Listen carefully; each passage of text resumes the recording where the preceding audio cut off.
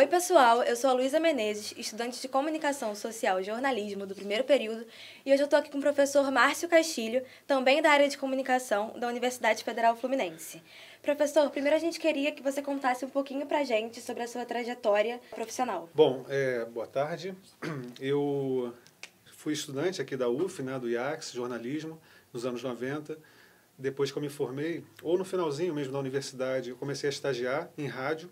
Trabalhei um ano em rádio, Rádio Tupi, e na sequência fui para o impresso, de onde eu não saí mais na minha atuação profissional como repórter, né? Trabalhei um ano e meio no Globo, depois eu saí do Rio, fui para o Espírito Santo, onde eu trabalhei no jornal A Gazeta, o jornal impresso também. E depois desse período em redação, eu tive também alguma experiência em assessoria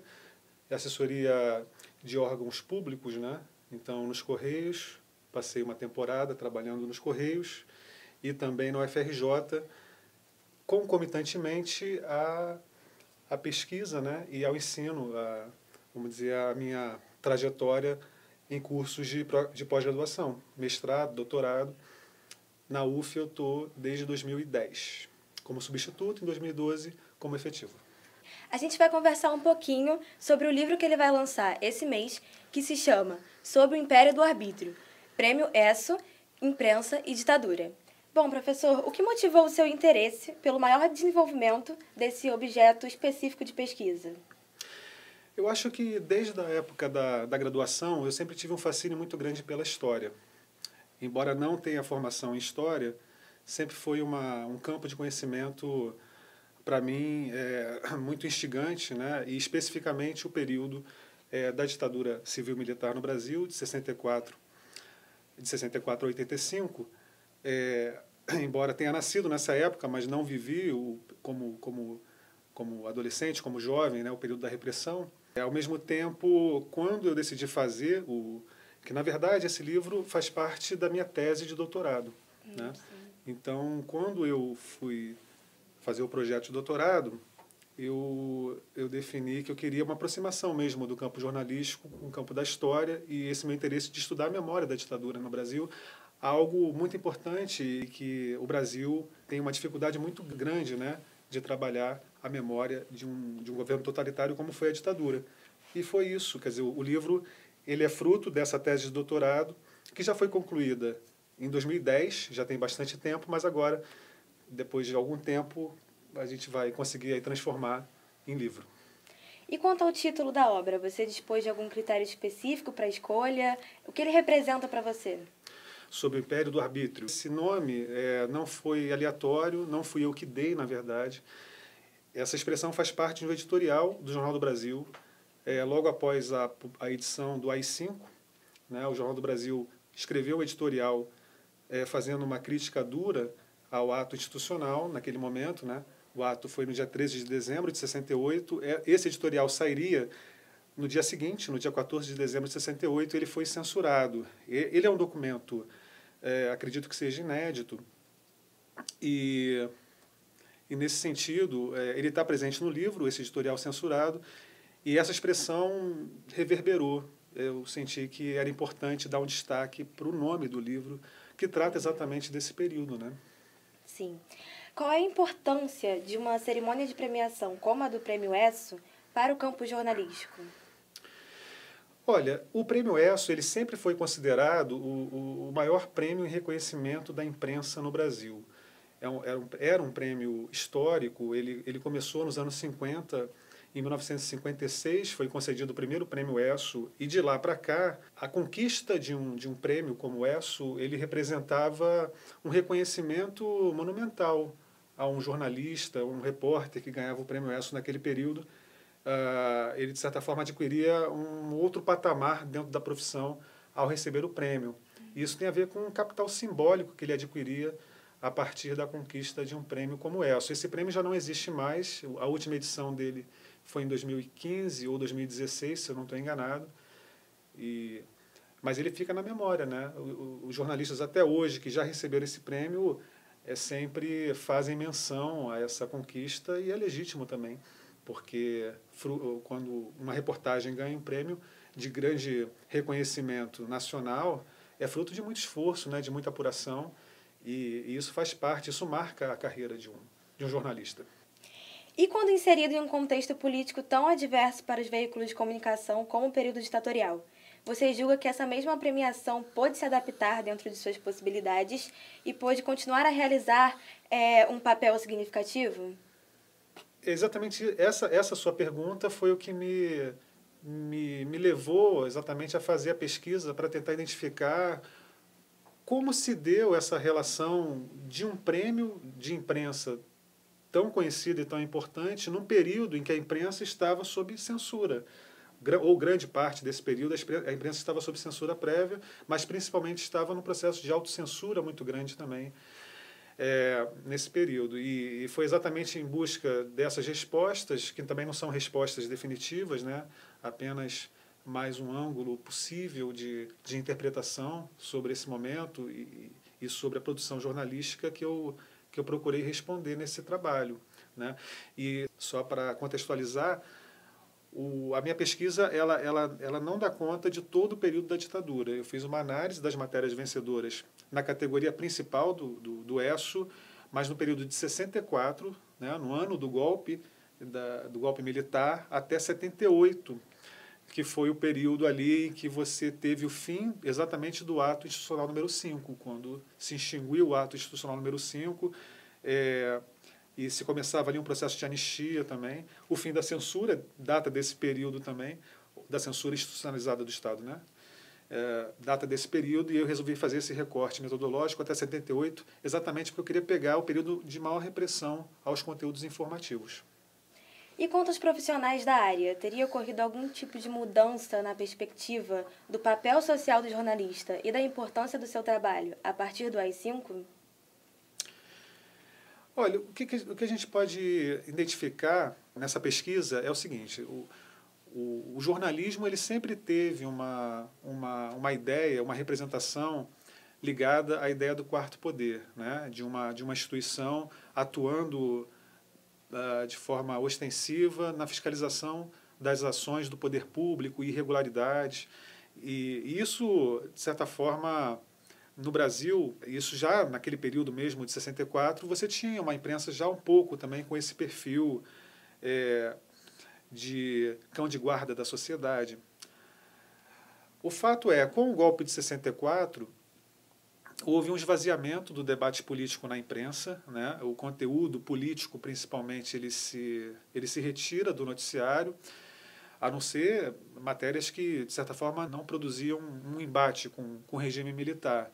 Mas, no final das contas, você tinha uma mordaça muito grande, e isso que, de certa forma, eu procurei trabalhar na pesquisa. Quer dizer, diante desse esvaziamento do debate político, que perfil de matérias era consagrado pelo Prêmio ESSO? Quem eram esses jornalistas? Quem fazia parte das comissões julgadoras? Né? O que representava as cerimônias de premiação do ESSO? Havia alguma postura política, se não nas matérias, pelo menos nas cerimônias de premiação? Essas questões estão presentes no livro. E os veículos de comunicação, ao seu ver, mantiveram uma mesma postura de resistência durante todo o período ditatorial? Absolutamente. Não houve. Você tem momentos muito pontuais de resistência dos jornais, vamos dizer, dos jornais impressos, né? Chamados formadores de opinião, que faziam parte dos meios de comunicação de massa naquele período, em que houve, sim, momentos de resistência e muito importante que sejam ditos mesmo, né? E sejam rememorados, como, por exemplo, esse editorial do AI-5, que acabou não sendo publicado, né? Que dá nome ao livro, mas também, no dia da edição do AI-5, o Jornal do Brasil, trazendo uma previsão meteorológica metafórica sobre as sombras que estavam se debruçando sobre o país. Você teve a capa do JB também contra o golpe militar, né, no Chile, em 73, e eles conseguiram publicar uma capa inteira sobre o golpe de Estado no Chile, em 73. As receitas de bolo, os poemas de Camões, que eram colocados no lugar do material censurado, tudo isso foi uma postura de resistência, mas são momentos muito pontuais. O que de fato houve, muito mais, a gente pode assim, grosso modo, né, em termos muito gerais, e aqui não há muito tempo para a gente discutir, mas muito mais um processo de autocensura, de colaboração. O golpe de 64 ele foi apoiado por todos os veículos de comunicação no Brasil, à exceção do jornal Última Hora, né? Mas é claro que, ao fim da ditadura, aí a questão da memória é tão importante, né? O que é evocada é uma memória da resistência, e não esses momentos em que houve ali conciliações, houve acordos entre os proprietários dos meios de comunicação e os militares no poder. Com a redemocratização, houve alguma mudança na linha de segmento das coberturas jornalísticas e do Prêmio ESSO em geral? Sim, houve. Então, durante a ditadura, você tem ali uma predominância de matérias premiadas com temática social. E, inclusive, algumas matérias com temática social que eram muito sensíveis para os militares. Não eram matérias também tão simples de serem produzidas naquele contexto. E isso gera também algum debate, alguma repercussão importante na opinião pública.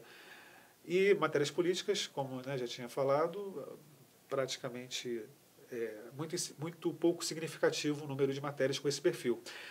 Quando a ditadura acaba, e aí já não é mais o meu foco de pesquisa, mas é claro que a gente acaba estudando também, você tem uma inversão desse cenário, né? Você tem matérias políticas investigativas, vamos dizer, matérias políticas de política nacional, envolvendo questão de repressão, os jornais podendo falar sobre isso e se colocando nessa posição, e essas matérias sendo premiadas de forma muito constante no período da redemocratização do país. Então, você tem quase assim um consenso nas comissões julgadoras que as matérias premiadas elas precisariam ter esse caráter denunciador, né? O que não significa também que essa discussão sobre o jornalismo investigativo também não tem as suas limitações, né?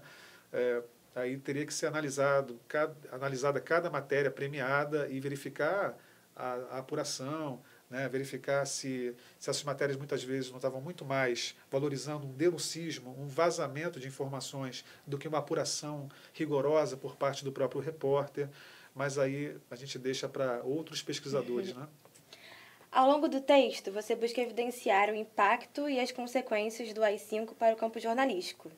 No contexto atual, nós temos um governo que ameaça e afronta muitas vezes a nossa imprensa. De que maneira e até que ponto você julga que isso possa ser capaz de desestabilizar a credibilidade jornalística? Olha, eu acho que a credibilidade jornalística já está sob uma crise muito grande, né? A credibilidade do campo jornalístico, isso já vem de algum tempo, isso faz parte de um processo histórico, mas que se acentua num período mais recente, contemporâneo, né? A gente pode citar desde 2013, né, com as jornadas de junho de 2013, em que os meios de comunicação eram também objeto de uma contestação muito grande por parte dos manifestantes, e isso vai se aprofundando, né? Você teve um processo de ruptura institucional com o golpe de 2016, no governo Dilma.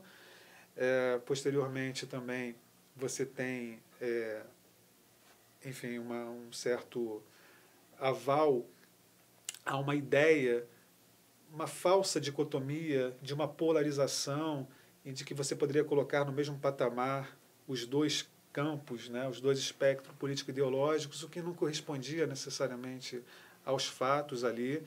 E com a eleição do atual governo, é claro que há vamos dizer assim, a partir do momento em que você tem um processo de construção do que a gente está vivendo hoje, há um empoderamento para essas determinadas falas, né?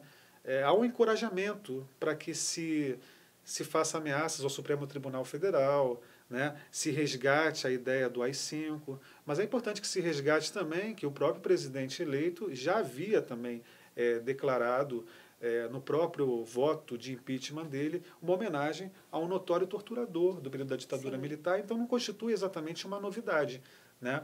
Agora, esse é o momento das instituições, né? Essa ideia, as instituições estão funcionando. Bom, se isso for verdade, é momento das instituições exatamente mostrarem que elas estão funcionando para valer e darem uma resposta contundente, porque esses processos começam dessa forma, né? A gente só não sabe como é que termina. E agora, para finalizar, a gente queria saber de que forma você espera que o seu livro impacte o leitor. É difícil responder, né? É difícil. O que a gente pode fazer é uma divulgação. Então, também estou contando aqui com esse espaço para poder fazer a divulgação do livro. É claro que são pesquisas que muitas vezes, infelizmente, né, ficam muito restritas ao universo acadêmico. Agora, a gente tenta dar uma contribuição, porque é o nosso papel, né, aqui na universidade, como pesquisadores, enquanto professores, educadores, da gente poder desnaturalizar alguns processos, problematizar, trazer o contexto histórico e esse debate eu vou tentar fazer em todos os espaços em que isso for possível, né? Então é isso. Obrigada, professor, por ter topado e por ter disponibilizado esse tempinho pra gente. E obrigada a vocês também por terem assistido. Eu que agradeço. Obrigado.